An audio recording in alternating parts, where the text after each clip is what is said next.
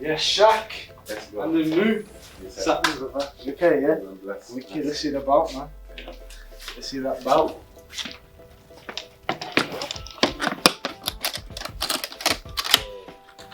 Yo, cheers. Yo, look at that, bro. Look at that. Should I fold it, yeah? Yeah. One second, man. Yeah, wicked. Let's see, bro. Wait, yeah. Wait, heavy, man. How does that feel to be the British champion, bro? Good, man. Good feeling, good accomplishment, good achievement. But of course, there's more to go, as I always say. But that's good. Yeah, how did it feel to get robbed? No, no joking. That is really nice, man. Yeah. Really nice bout to win, man. That's It's the most important bout to an English boxer, anyway. Yeah. Before the world title. In British boxing, it In is. British boxing, 100%. Let's head over to the gym. Looks like I got a wad of money in there, man. Like 50 racks in there.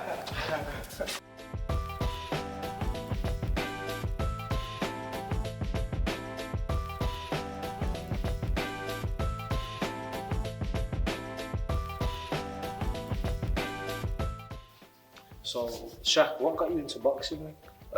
My dad was a pro boxer. My brothers used to box. Yeah. So literally, I wasn't able to stay at home alone. Obviously, I was only 6 at the time, so I was made to go to the gym. Yeah. How many brothers you got? I got 3 older brothers and 2 younger sisters. Did they box as well? They all did. All my older brothers did. My sisters, none of my sisters ever even walked into a boxing gym, but all my 3 older brothers did.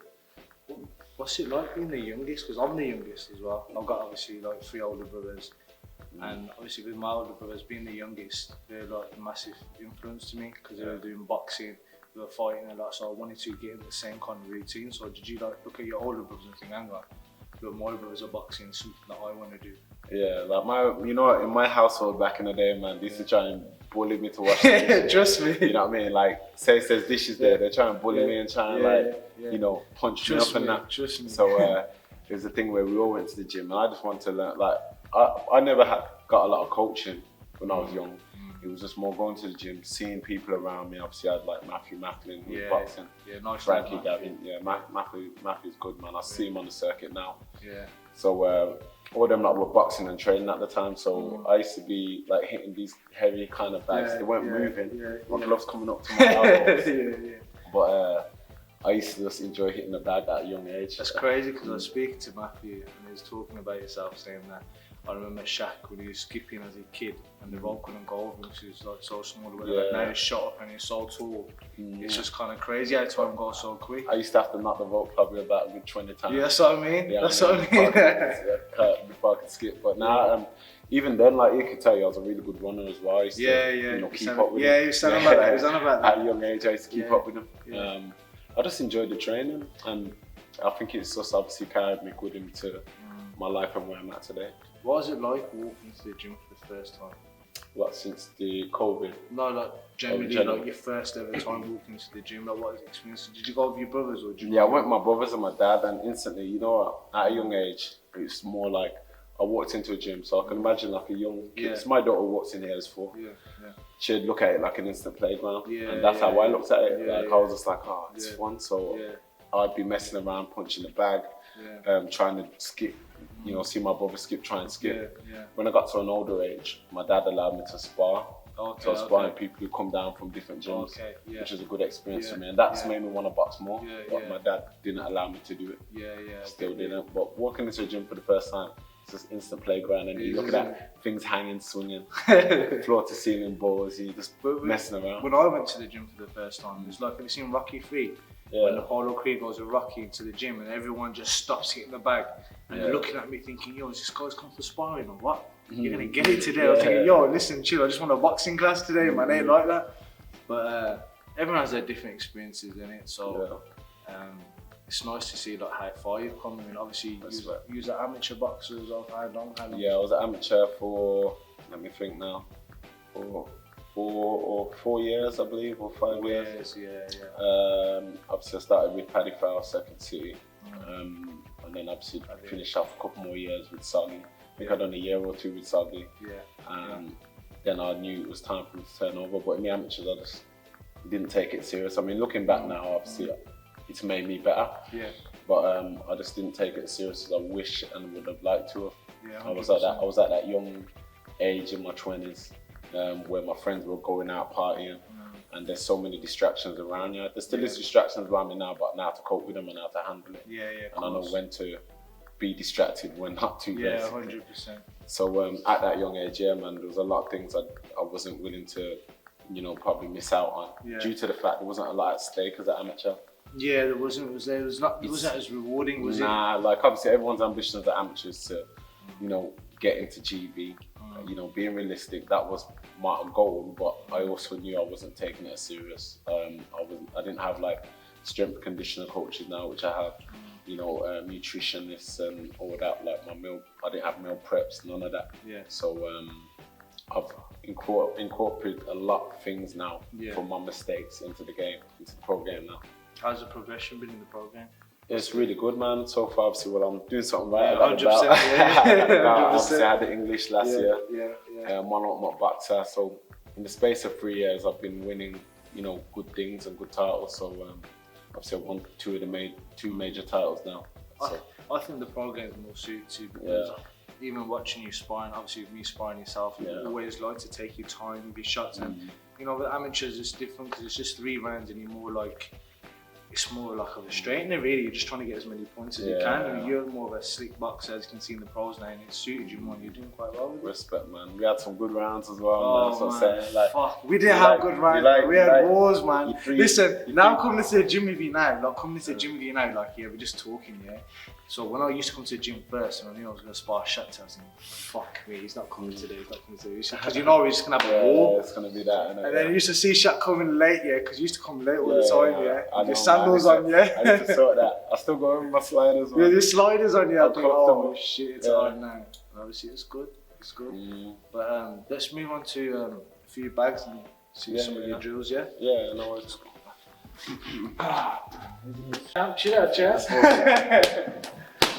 Shaq, how would you say, so say from a beginner of a boxer, I just want to learn boxing, how would you tell them to use a bag? Because some guys, you see them on the bag, and they just load up straight up. Which is no good. So what would you say, how would you use it? Loading up on the bag is never no good anyway. You're only going to kind of do your hands on. Yeah. But I'd say more practice your position. So as soon as you get into it as a beginner, you got to learn the basics anyway. So guard up 100%. And where you place it. 100%. So, because we both know, we see man's in the gym, we see the males, we both know. They're like this, we get everything to get hurt, so. Nah, so for me, this is my opponent, the bag is my opponent. I'm going to practice how I want my distance. So say this is my opponent, I want my distance about here, you know what I mean? So now, I know I'm out of range, but I know if I kind of edging, I'm in my range, you know what I mean? Pushing up my back foot obviously gets the power.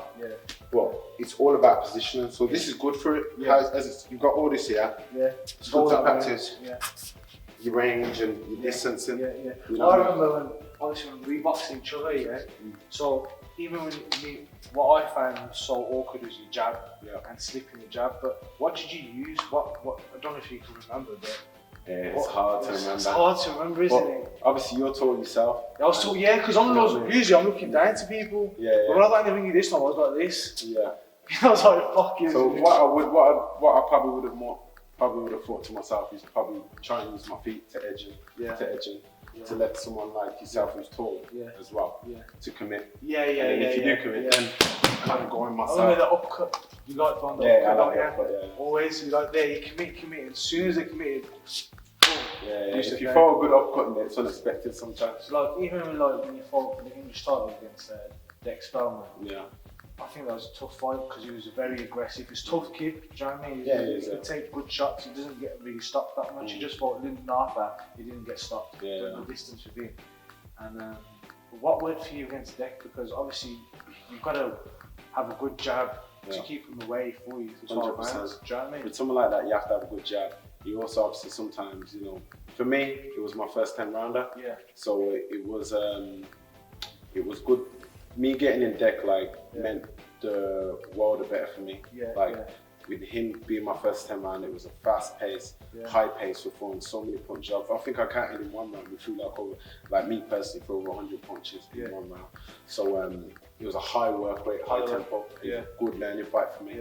But for someone like that, you know, you're gonna have to hold your feet sometime. And even now we spar, it's crazy. So even like now, like for this fight, so say if you're gonna fight with kind of like deck, what kind of shots would you throw to like work on keeping the guy like away? I'd keep it, for me, I'd kind of keep it straight. So I'd keep measuring.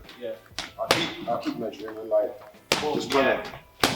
Use it straight. Keep it away, You know what I mean? That's the thing, like, see, because you're a professional now, and you're tapping, because it's not about landing. Every shot doesn't have to land. Every shot doesn't have to land. Like, doesn't. You can throw a shot, like sometimes you can feint to the eye, feint to the opponent's side to kind of come down there. Because you imagine, this is there, I can't see you now. I'm blind, I can't see nothing what you're doing, anything. So you blind someone there, then they're actually probably going to think what's going on. Bang! Unexpected. It's the ones that you don't see. Hurt. The ones you don't see, because sometimes a lot of people don't load up to you. But you know it's coming, it won't knock you out, it'll rock you. But it's the one you don't know, the one you just wait till that just knocks you out. So, I mean, against your last fight, it was a bit different. Chad, for the British title. I mean, obviously, you just had Deck, who was aggressive for the full 12 rounds. And then you got a guy that's too scared to commit himself, in my opinion. You're just happy getting through your round. So, what worked for you while in that fight? I think, you know what happened with him?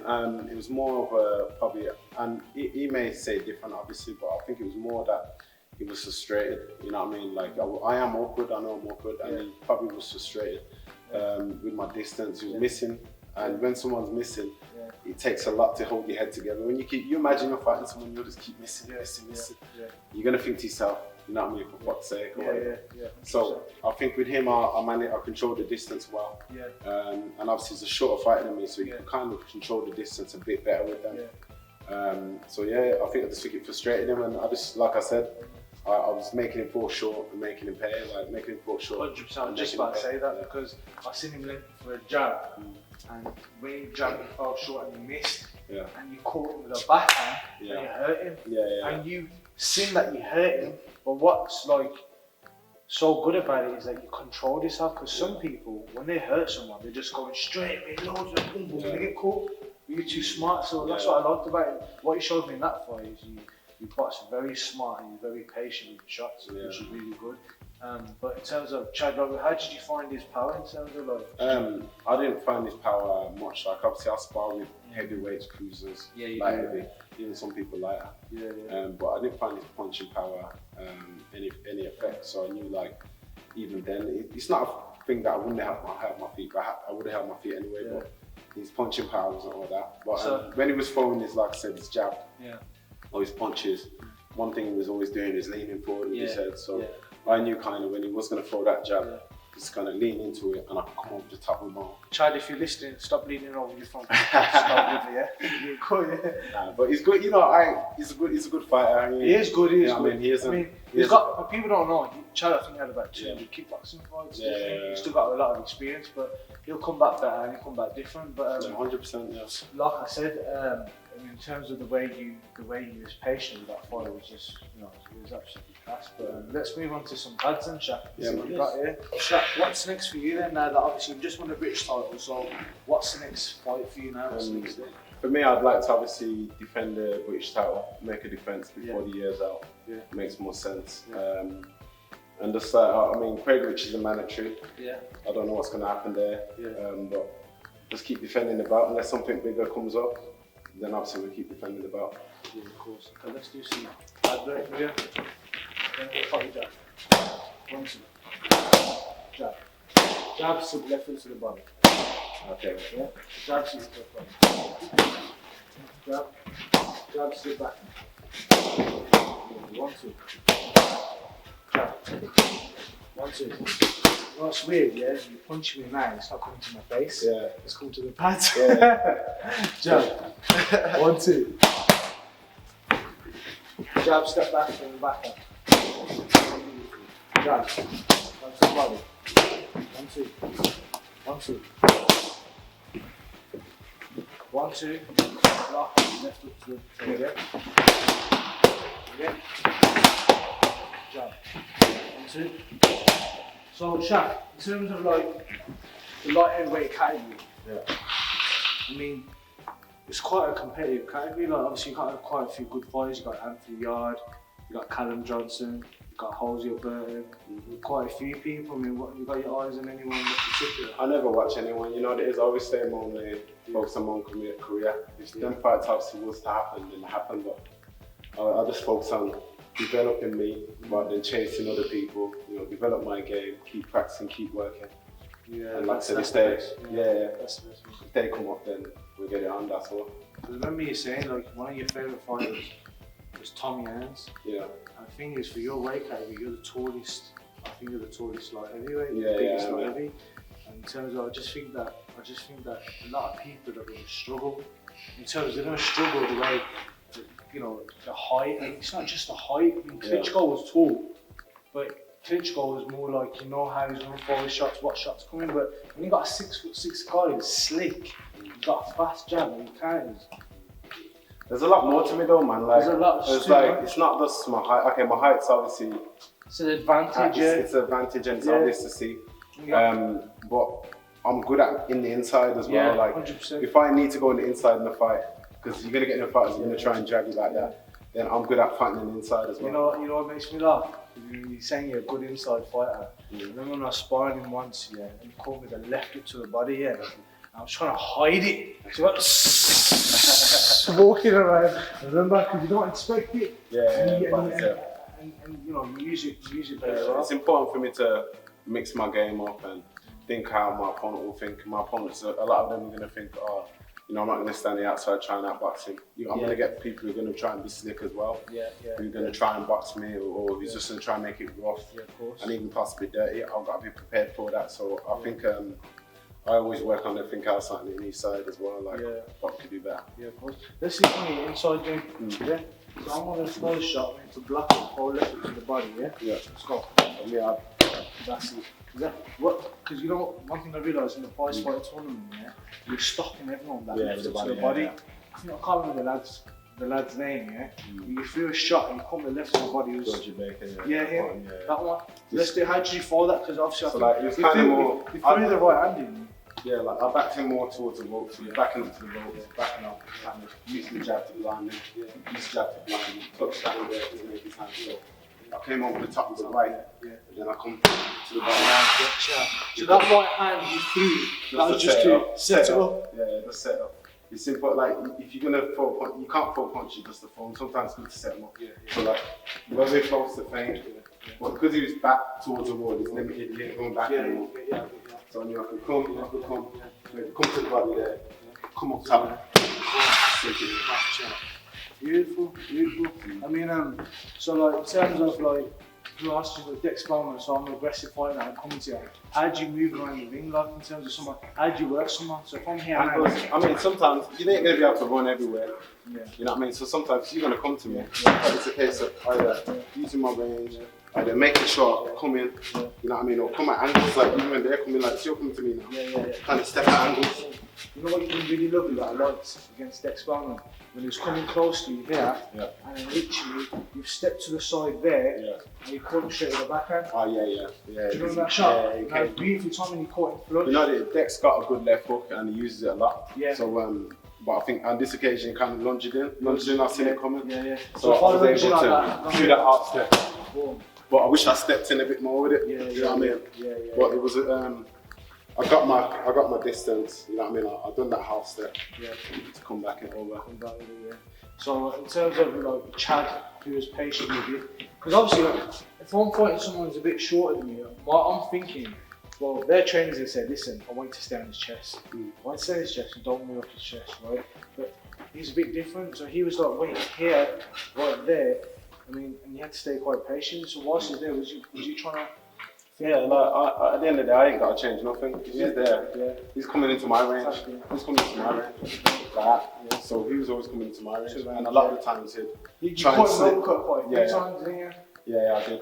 There's a lot of times he'd try and obviously trying to throw a jab to get inside, which he's doing the right thing. But he's throwing the jab to try and then moving his head off the angle. So he kind of try and get inside like that. So I've seen that. Yeah. These are things you got to read early on, and so I've kind of seen that he's kind of trying to do that jab to try and get inside. So as he was trying to do that, obviously, then didn't have to change everything. Just That's what I'm saying to guys. Like, it doesn't matter how hard you hit or how tough you are. Skills pay bills, and as you can see, Shaq speaking there, he's telling us what he's doing in terms of to utilise his opponents. He's thinking how to counter shot them and how he adapts and stuff. And that's what you got to learn, guys. So I mean, it's really good. But what I'm going to do now is I'm going to go get some food with Shaq. Yeah. And I wish him all the best in his career, because I'm telling you now, I've been sparring this kid. He's come a long way. And guys, thanks for watching. We'll do plenty of more interviews with different kind of boxers. Don't forget to subscribe, hit the notification button, and thank you very much, guys.